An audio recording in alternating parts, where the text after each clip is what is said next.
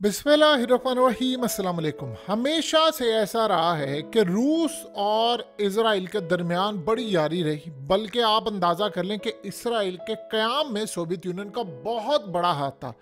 लेकिन ये होना ही था जो आज हो रहा है। पहली मर्तबा रूस की जानिब से इज़राइल को बाकायदा ओपनली धमकी दी गई है कि अगर उसने शाम पर अब दोबारा हमला किया तो फिर इस्राइल को इतने भयानक नताइज रूस की जानिब से भुगतना पड़ेंगे जो आज से पहले उसने नहीं फेस किए होंगे। अब आप ये सोचें कि ये धमकी ईरान ने नहीं दी, ये यमन के हूसियों ने नहीं दी, ये रूस की जानिब से। हमेशा रूस क्या करता है, मजम्मत कर ली, फलाना कर ली। आपको पता है कि नेतन्याहू के पुतिन के साथ इतने अच्छे ताल्लुकात रहे हैं, इतने अच्छे ताल्लुकात रहे हैं, और ये तब तक ताल्लुकात अच्छे थे जब तक ये ख़ास तौर पर शाम में रूस की फौजें नहीं आई। अब उसके बाद आपको पता है कि शाम जो बचा रहा है वो रूस की वजह से बचा रहा है। अब हुआ ये है कि इस्राइल ने जाकर किया है स्ट्राइक। आपको पता है, एक तो इन्होंने पहले ईरानी एम्बेसी पर हमला किया था, इन्होंने स्ट्राइक किया है, वहां पर मारे गए हैं ईरान के कुछ लोग। अब उसके बाद हुआ ये है कि रूस ने जो इंस्ट्रक्शन ली है, शाम ने असल में उनको कहा है कि आप पूरे मुल्क को टेक ओवर करें, अब आप इनको जवाब दें। ईरान और रूस का एक एग्रीमेंट हुआ है, उसके मुताबिक अगर रूस पर जंग मुसल्लत होगी तो ईरान मदद करने के लिए आएगा, अगर ईरान पर जंग मुसल्लत होगी तो रूस आएगा मदद करने के लिए। अब असल कहानी ये है कि इस वक्त इजराइल ने जाकर वहां पर हमला किया, इनके F-35 और दीगर गए। रूस अब तक कर रहा था मुजाहरा, बिल्कुल, यानी कि अभी हमला आप कर रहे हैं तो फलाना हम इसको रोकें।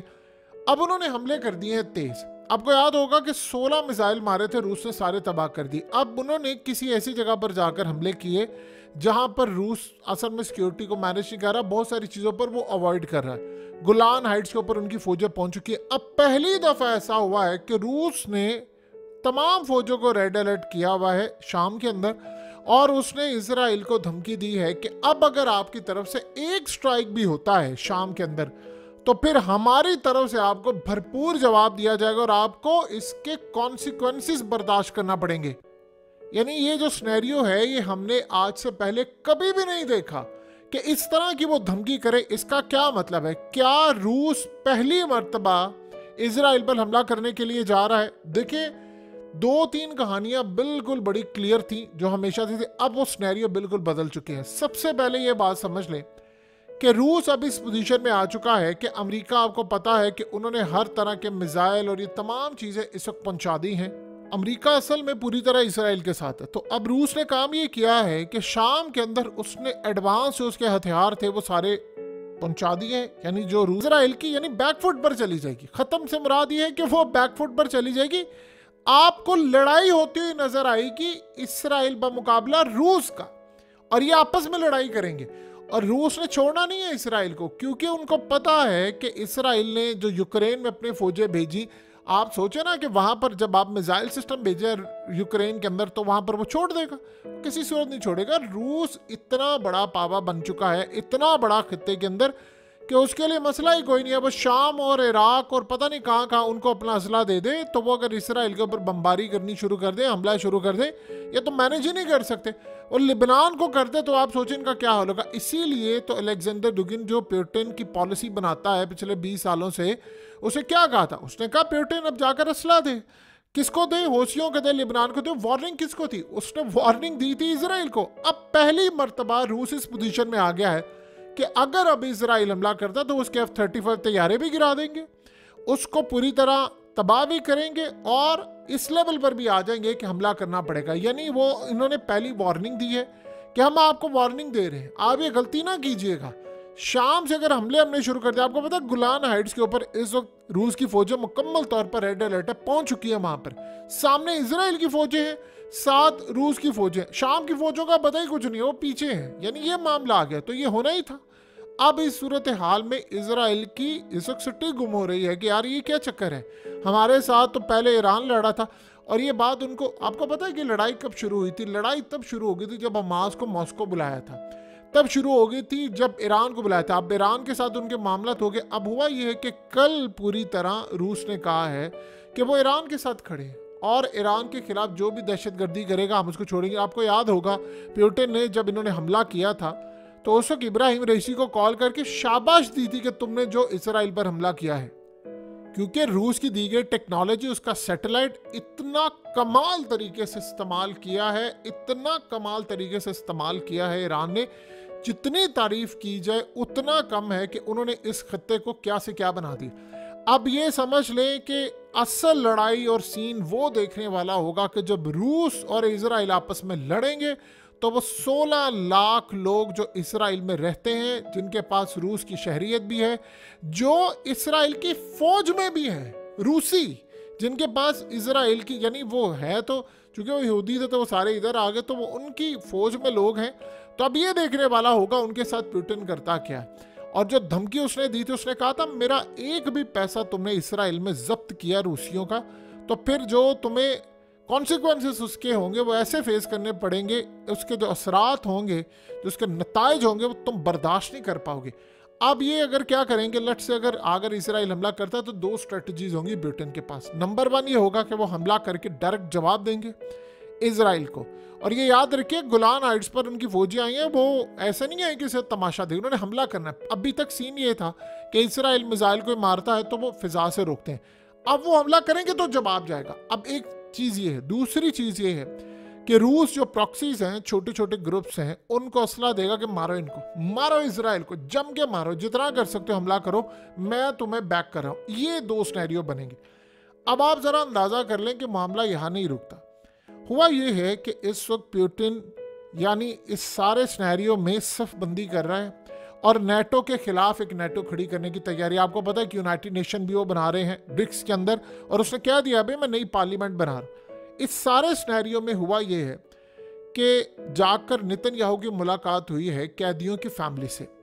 वो कर क्या रहे हैं, वो सारे के सारे नेतन्याहू के ऑफिस के बाहर यहाँ पर पहुंचे हैं, बड़ी तादाद में मार्च की सूरत में आ रहे हैं। तो नेतन्याहू से जाकर आप सिर्फ इस चीज को देखें तो आपको यहाँ से समझ आ गई, इस खातून को देखिए उसने क्या प्ले कार्ड पकड़ा हुआ है कि होस्टेज जो डील है इसको करनी है।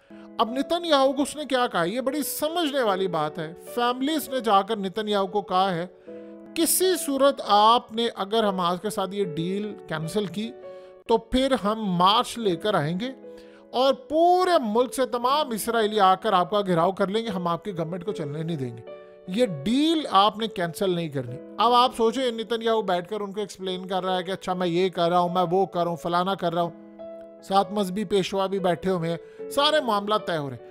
उन्होंने जाकर ये कहा है कि आपने किसी सूरत अगर ये डील कैंसिल की तो हम आपकी गवर्नमेंट को चलने नहीं देंगे। फिर उन्होंने कहा कि तुम्हें चलने नहीं देंगे, ये इतनी बड़ी धमकी दी गई है। सीन कुछ ये हुआ है कि ईरान का जो प्रेसिडेंट है, जो नए प्रेसिडेंट उनके आए हैं, वो आकर उन्होंने एक नई पॉलिसी दी है और बड़ी हैरान कुन पॉलिसी है। देखिए एक तरफ तो उनके पास वसाइल कम है, उन्होंने कहा रियासत के मामला जो चलो, उन्होंने कहा जी मैं अब अपने नेबर के साथ, अपने जो हमसाए हैं, हम उनके साथ ऐसे ताल्लुकात करने वाले हैं जो आज से पहले नहीं हुए। अब सबसे बढ़कर आप ये देखें कि नेबर में कौन आता है, पाकिस्तान आता है। अब ये क्यों वो कह रहे हैं, पाकिस्तान के साथ ऑलरेडी आपको पता है कि पाकिस्तान के ऊपर पेनल्टी पड़नी है ईरान की जानिब से। ईरान ने बड़ी लचक का मुजाहरा किया है, लेकिन इस वक्त पाकिस्तान दुनिया में किसी सूरत किसी को काबिल कबूल नहीं। यानी आप ये देख लें कि पाकिस्तान इस वक्त दुनिया के लिए कोई अहमियत नहीं रखता। अमेरिका के अंदर एक वक्त ये था कि अमेरिका पाकिस्तान को बड़ी अहमियत देता था, बड़ी अहमियत देता था। अफगानिस्तान की जंग खत्म होगी, अब अमेरिका के लिए पाकिस्तान एक लाइबिलिटी है कि यार ये हमारे सर पर चढ़े, हमें ज़रूरत नहीं। अमेरिका का सारा फोकस हो गया इजराइल पर, वो पाकिस्तान के इंटरनली पॉलिटिक्स या इंटरनली मामलात में वो पीछे हटे, उनको लेना ही देना नहीं कि यार ये खुद ही आपस में लड़े, कटा बटा हुआ इनका मुल्क है, महंगाई है, फलाना है, लड़ाइयाँ हैं, चीज़ें हैं। तो इस सारी सूरत हाल में कभी वहाँ से मसाइल है, कभी वहाँ से मसाइल है, तो हमें क्यों मुदाखलत देने की ज़रूरत। तो अब उनके लिए कोई भी पाकिस्तान की वैल्यू नहीं रही। अब आप ये सोचें कि ईरान इस सारे मामले पर देख रहा है कि क्या करना है। ये प्रेसिडेंट कह रहे हैं मैं ताल्लुकात नेबर से बहाल करूंगा। पाकिस्तान के साथ तो जाहिर सी बात है ये, हम तो ईरान के कर्जदार हैं, लेकिन गैस पाइपलाइन फैलाना। अब वो अगले लेवल पर कह रहे हैं कि अफगानिस्तान के साथ भी ताल्लुकात करने हैं उन्होंने। अफगानिस्तान के साथ ताल्लुकात का मतलब ये है उनको डिफेंस सिस्टम देना। ये आप थोड़ा सा इंतज़ार कर लें, ये रूस अनकरीब अफगानिस्तान को अपना डिफेंस सिस्टम देगा। ये जिस तरह शाम में उसकी फौजी आई हैं, एग्जैक्टली यहाँ पर फौजी आ जाएगी। आप इंतजार करें, होने क्या लगा है। ये रूस ने जो इस वक्त पूरा पंजे गाड़ने का सिस्टम रखा है, उसकी बैक पर शी जिनपिंग खड़ा है।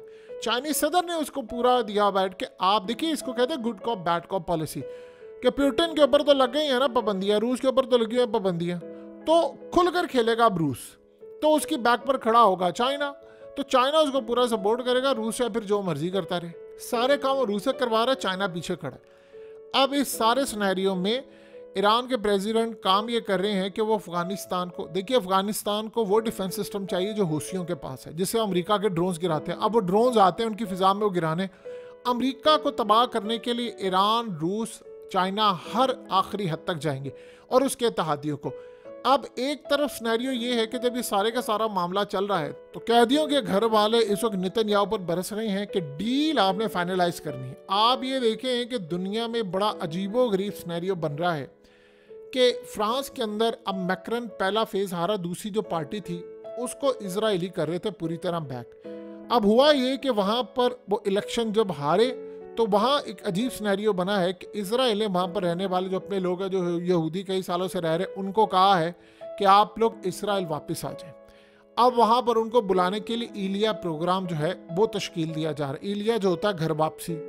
मसला यहाँ पर सबसे बड़ा ये है कि ऑलरेडी इजराइल से निकलकर लोग जा रहे हैं। ये जंग को रोकने के लिए सिनेरियो जो बन रहा है वो आप सबके सामने। कल भी हूसियों ने 3 शिप तबाह कर दी हैं और सबको ये लग रहा है कि यार दुनिया से अब मामला जो है वो बड़े ख़राब होते जा रहे हैं इजराइल के, तो हमें वापस आना है। लेकिन तब आएंगे जब ये सारे का सारा मामला बेहतर होगा।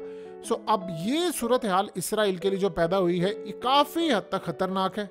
आप देखिए लिबनान ने आज क्या बयान दिया। उन्होंने कहा है कि इसराइल कोई भी ऐसा स्टूपिड स्टेप जो लिबनान के साथ जंग में जाएगा वो नहीं लेगा। उसने कहा कि अगर उसको पता है कि वो लेगा तो उसको ऐसी भारी कीमत चुकानी पड़ेगी, ऐसी भारी कीमत चुकानी पड़ेगी कि उसके बाद इसराइल अगर अपने आप को कायम रख ले तो यही बड़ी बात होगी, वो अपने आप को बचा ही नहीं सकता। आप ये सोचे ना कि कल जो इसराइल की मिलिट्री बेसिस उड़ाई गई हैं वो इतनी ज़्यादा ख़तरनाक थी, इतनी ख़तरनाक थी कि यहाँ से आप अंदाज़ा कर लें कि एक तो उन्होंने नया पूरा सेंटर बनाया था उसको उड़ा दिया, देन उसके बाद इनके जो लोग थे वो वहाँ पर रिपेयर करने के लिए आए थे, काम सारे का सारा वो रिपेयर कर रहे थे और रिपेयर करते हुए इन्होंने उड़ा दिया। तो ये सारी की सारी जो टेक्नोलॉजी है उसके पीछे रूस खड़ा हुआ है। रूस इतनी बड़ी ताकत है कि आप सोच लें अब तक वो सबसे उलझा हुआ है और अब किसी को नहीं बख्श रहा। ये रूस ने क्यों बयान दिया है? क्या वो बच्चा है? रूस को नहीं पता कि नेटो की फोर्सेस इस वक्त पहुंच चुकी है उर्दन में। वहां पर जब वो पहुंचेगी तो वो किसके लिए आई हैं? वो खाली लिबनान के लिए थोड़ी आई हैं। उन्होंने फिर शाम के अंदर रूस के साथ भी लड़ाई करनी है। तो रूस को पता है कि नेटो को तो मैं यूक्रेन के अंदर मैनेज कर रहा हूँ, ये यहाँ पर उठकर आ गई। तो उन्होंने इसराइल को बड़ा खुला पैगाम दे दिया, धमकी दी है, अपनी औकात में रह लो। हमारे यहाँ पर S-400 भी लगा हुआ है, फिर तुम्हारे F-35 है, हमारे पास फिर हाइपरसोनिक मिसाइल। आप यहाँ से अंदाज़ा करें ना कि रूस ने पैट्रियट डिफेंस सिस्टम जो इसराइल यूक्रेन को देने की कोशिश कर रहा है, 2 हमले किए, दोनों उड़ा दिए।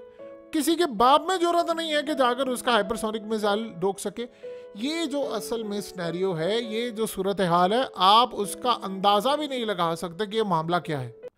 ताकत अपना आप हमेशा मनवा लेती है और हद से ज़्यादा जब आप ताकत का इस्तेमाल करते हैं तो खौफ दूर हो जाता है। इन्होंने रूस पर पाबंदियां लगाई, फलानी पाबंदियां, ये पाबंदियां, अगले ने फिर पाबंदियों को उठाकर बाहर फेंक दिया।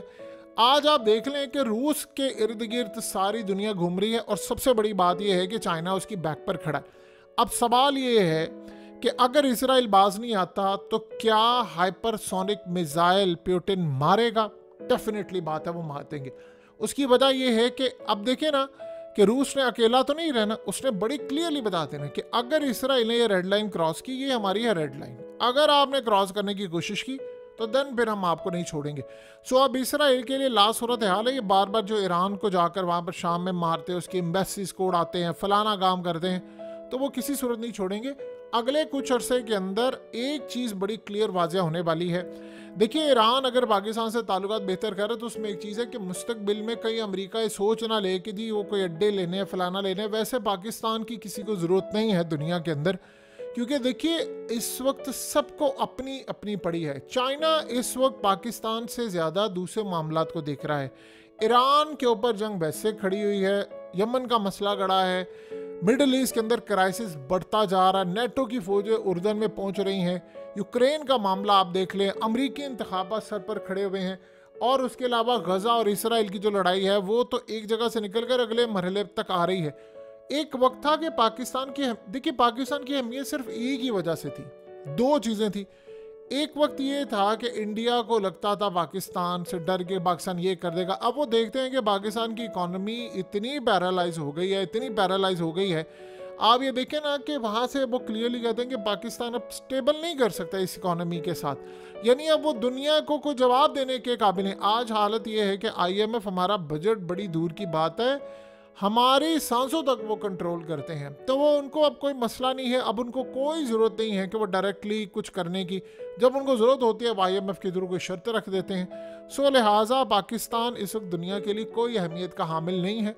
सो अगर हम ये समझ रहे हैं कि दुनिया के अंदर कोई वैल्यू सब कुछ है, ये भूल जाएं। दुनिया अपनी जंगों में उलझी हुई है, और जब अपनी जंगों में, देखिए अफगानिस्तान तक थी पाकिस्तान को खास तौर पर ज़रूरत, अब नहीं है।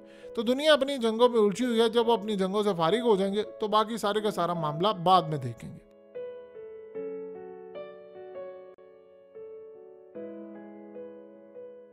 हकीकत टीवी को सब्सक्राइब करना मत भूलें, वीडियो को लाइक करें, शेयर करें और कमेंट सेक्शन में अपनी राय का इजहार ज़रूर करें।